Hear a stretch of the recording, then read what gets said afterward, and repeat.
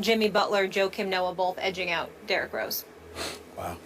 As we approach the quarter mark in the NFL season, power rankings for Week 4 are hot off the press, and here is your top 10. Take a look, marinate on those. Leading the pack, the Patriots, no surprise there, followed by the Cardinals, Packers, Broncos, and Bengals in the top 5, and then you see the rest of the 10. Skip, what's your biggest issue with this entire list of all 32 teams? Molly, Stephen A. Smith, my biggest issues are 2. Okay. Number 1, the Baltimore Ravens, now 0-3, are being dramatically underrated, having fallen all the way down to 22 in the power rank. 22. And I also think the Minnesota Vikings are being dramatically overrated as they have risen all the way at 2-1 up to number 13 in the power index. Now, let me make my case for Baltimore first. Obviously, they're about to play tomorrow night against your Steelers in Pittsburgh featuring Michael Vick. If Baltimore wins this game, and I'm ready to go on record, I think Baltimore will win this game. Baltimore, by the way, is favored by 2.5 in this game. Just take that to your bank real quick. They're favored by 2.5. Okay. I think they will win this game. I think they will get on a roll against a schedule that I find pretty easy. And I know most NFL schedules aren't, it's hard to call it easy, but by NFL standards, this is an easy schedule because they got the Jaguars, they got the Browns obviously twice, they got the Rams at home, San Diego at home, they get to go to San Francisco, and that, I put get to, you know, and the emphasis on get to go to San Francisco, and they do have Kansas City at home, and that's on top of all their other division games, obviously. But Joe Flacco has been pretty extraordinary in his games at Pittsburgh. He's won 4 times against your Steelers in Pittsburgh out of 10 tries. He's won a playoff game at Pittsburgh last year. So I think Joe Flacco is going to feel real good about himself going to Pittsburgh. Now, if you want to fire back at me and say at 0-3, they've just learned how to lose games, like they're just going to play close enough to be in the game and then lose it, you can feel free. You can tell me that without Mr. Suggs, my friend Terrell Suggs, that they've lost too much leadership as well as ability. He's an aging player, obviously, at 33, but he still brought a lot of pop to that defense and obviously to that locker room. If you want to make that case, I'm fine with it. I think this roster is much better than it's played so far. And by the way, all 3 games it played went to the wire. They could have won all 3 times. They probably should have won at Denver. Flacco threw a great pass to Crockett Gilmore in the end zone, hit him right in the hands, and 2 Broncos came across and made a hellacious play to save the day and save the game in that one. Then they had to stay out west. They went to the Raiders. We're going to talk about the Raiders a little. I also think the Raiders are being underrated, but I'm going to save that for a little bit. But remember, that game was 37-33 because Derek Carr hit Seth Roberts with 30 seconds left for a touchdown from 12 yards out. That won the game 37-33, so they probably should have won that game. And then we know what happened against the Bengals, and we're both saying, hey, the Bengals are better than we thought.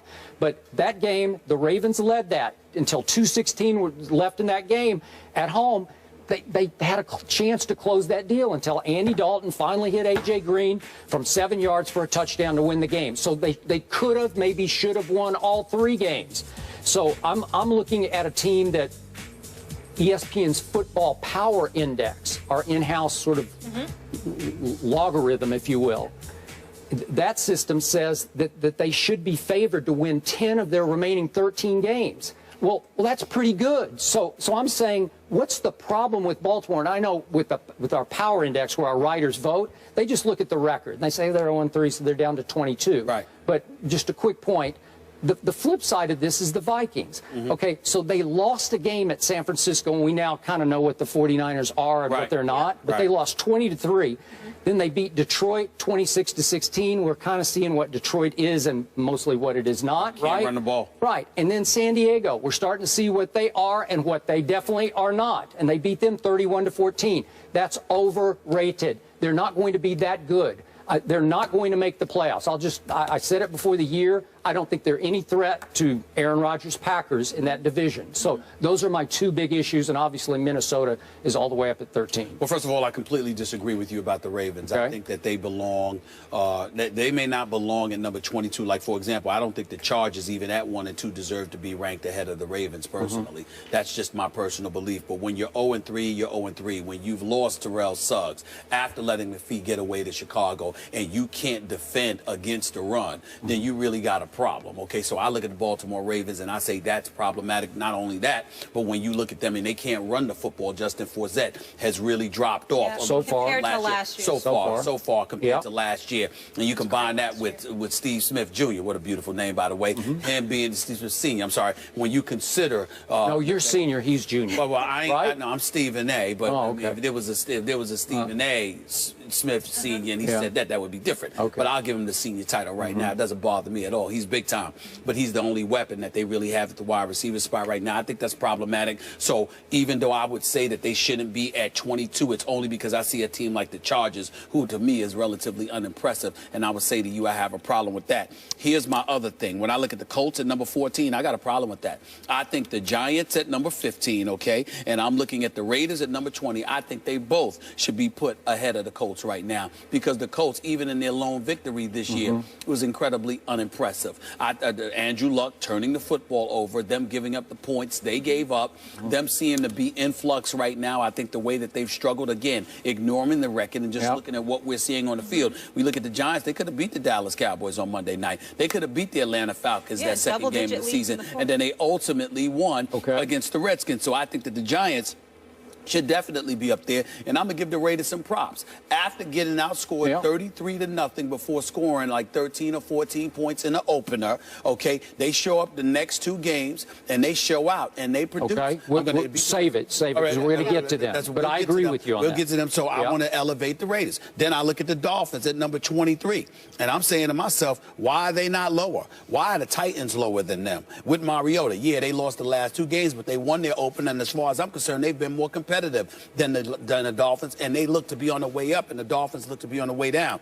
I would put the Titans ahead of the Dolphins, and I would even put the Browns ahead, because even though the Browns got blown out, we know they had some quarterback issues and what have you, but they were relatively competitive. When you look at what Johnny Manziel did, that was definitely impressive. And then their loss to the Raiders this past weekend, they played decent football. Again, they're going this way, it seems to me, although incrementally, considering the lack of weapons that they have at their disposal. And the Dolphins, to me, are not living up to expectations. So I think I would give them the edge over the Dolphins. And then I look at, yes, the Tampa Bay Buccaneers.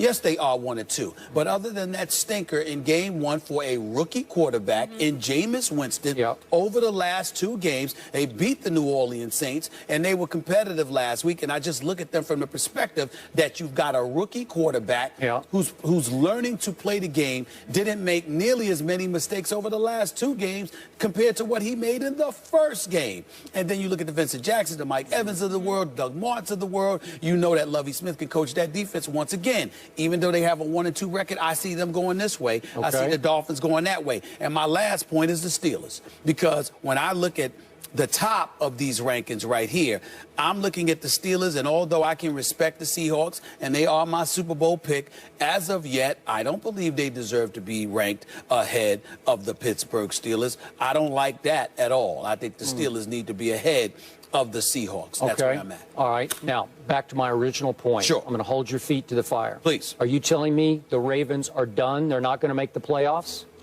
I think it looks that way, Skip. Okay. I think, you know what? If they lose this game to Pittsburgh tomorrow night, I think it's safe to say they're pretty much done at 0-4. I think the Steelers are going to have the challenge of their life, because there's a desperate Ravens team that's going up against Michael Vick, not Big Ben Roethlisberger. That's why I'm going to think about that pick even more, because the Ravens back against the wall. They lose this game, they're not making the playoffs. The season's over. Okay. I'm going to dig in. They will not lose this game, and I give them still a very good shot at winning this division, even from 0-3. I got you. Okay? I got you. That's how much respect I have for the head coach and the general manager. I have tremendous respect for Ozzie Newsome and John Harbaugh. You know that. But I think there comes a point in time in a season where it just ain't your year. Suggs going down, I think, is a devastating blow to the defense and to the spirit of this team. They have to win tomorrow night to save this season. We'll see what I pick tomorrow. get Justin Forsett going again. I don't know, Yes. that Vikings one, I agree with you. 13, that seems a little steep there Yes. as well. Skip and Stephen A. call him the best coach ever, but many are calling for his job. We'll get into the Larry Brown situation on the other side of the break. Stay here.